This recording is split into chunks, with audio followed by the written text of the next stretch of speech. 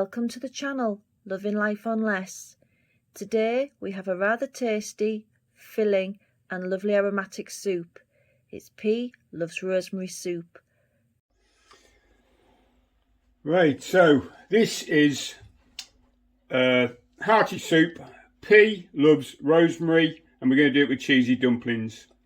So what we have, 2 carrots grated, large potato grated, some rosemary, chopped up celery, spring onion, approximately 500 grams of, these are tin peas but you could use frozen, a pint of stock, pepper, olive oil, Worcester sauce, and because we're using stock we may add salt at the end to taste, but that's all.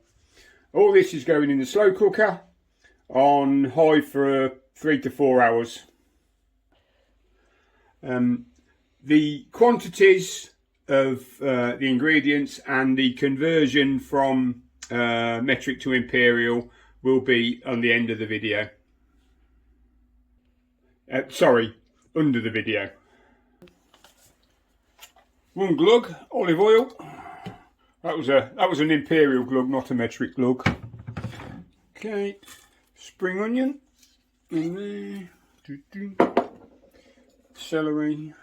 I don't think there's any particular order you have to put this in, but it's just as I'm grabbing it. Why did you grate the carrot and the potato? Just so they don't need pre-cooking, really, because with a slow cooker it doesn't bring it up. It doesn't cook root vegetables that well in large amounts, does it? No, you need to, like, if you're doing them in a chunk, you need to parboil them. So it all gets blended down anyway in the end, doesn't it? These have been drained. These peas. One.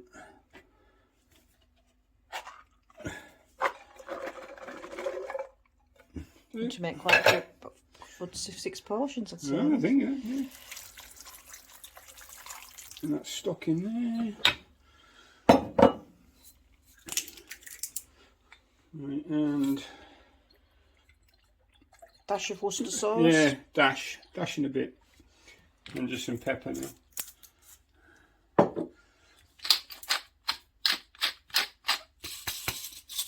Right, I'm gonna whack it on high, and I'm just going to give it a stir, love. If you just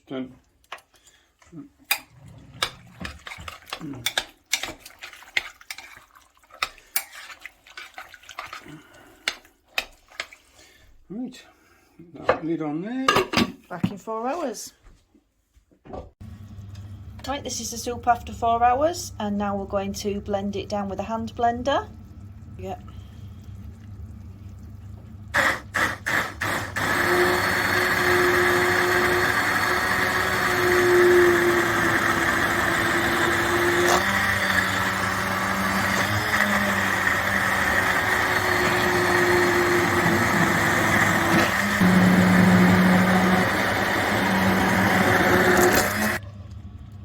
David will just pop the lid back on because now we're going to make the cheesy dumplings.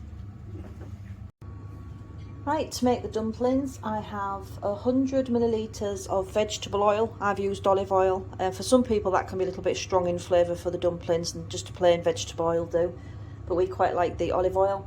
Then 50 mils of water. 100 mils of the oil is 4 ounces if you're in the States or Canada, and 50 mils will be 2 ounces of water if you're in the States or Canada.